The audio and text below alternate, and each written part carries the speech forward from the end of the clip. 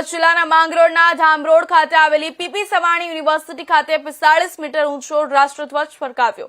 દક્ષિણ ગુજરાતમાં સૌથી ઊંચો રાષ્ટ્રધ્વજ ફરકાવ્યો। નાયબ મુખ્યમંત્રી હર્ષ સંઘવી, માજી મંત્રી ગણપતસિંહ વસાવા, સાંસદ પ્રભુ Vasava, chairman of all India anti terrorist fund and માજી મંત્રી બિન્ટાસિંહ હાજર રહ્યા હતા। મોટી સંખ્યામાં યુનિવર્સિટીના સંચાલકો હાજર રહ્યા હતા। प्रश्न करतु होय कि तमे कोई प्रश्न करो कि देशना सुरक्षाकर्मीओ पर प्रश्न करता पहला आपणे पोताना घरनी अंदर जो एक પડદો તૂટ્યો હોય ને, પડદો નીચે લબડી ગયો હોય ને, તો એ ઘરમાંથી કે ને 1 મહિના સુધી રિપેર નથી થતો। અને ત્યારે આપણે આખી વ્યવસ્થાઓ માટે જ્યારે મોટા મોટી વાતો આમ સોશિયલ મીડિયાની અંદર છૂટ હોય એટલે આપણે મન ભાવે એમ પેલું આમ કેવું 30 માર ખાત બની ગયા હોય એ રીતની વાત જ્યારે કરતા હોઈએ ત્યારે મનથી એટલું જરૂરથી વિચારજો। આજે જે લોકોએ અહીંયા રાષ્ટ્રગાનમાં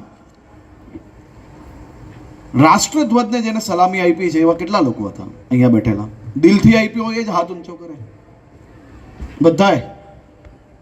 તો આ રાષ્ટ્રધ્વજની સલામીમાં આજે હું તમને સૌને એક કામ આપવા આવ્યો છું કે પીપી સવાની યુનિવર્સિટીમાં રાષ્ટ્રધ્વજ જે સૌથી ઊંચો લહેરાય છે તેની સાક્ષીએ તમારે સૌએ સંકલ્પ લેવાનો છે કે આ યુનિવર્સિટી કેમ્પસની અંદર એક બી દીકરો દીકરી કોઈ બી પ્રકારના દૂષણમાં જો ફસાયું હશે તો એ દૂષણમાંથી બહાર લાવવાની જવાબદારી જેટલા લોકોએ આજે આ સંકલ્પ લીધો છે રાષ્ટ્રગાનમાં જેને ધ્વજની સલામી આપી છે એ સૌ લોકોને હું આજે એક સંકલ્પ આપવા આવ્યો છું। सब लोग आज क्या कहेंगे आप? मैं सबसे पहले बापूजी पीपी शिवानी परिवार को बहुत मुबारकबाद और धन्यवाद देता हूं कि कल 26 जनवरी है। आज गुजरात में सबसे बड़ा तिरंगा झंडा लहराया गया है जो खून से सजा हुआ है। ये गुजरात के संस्कार हैं, गुजरात की संस्कृति है।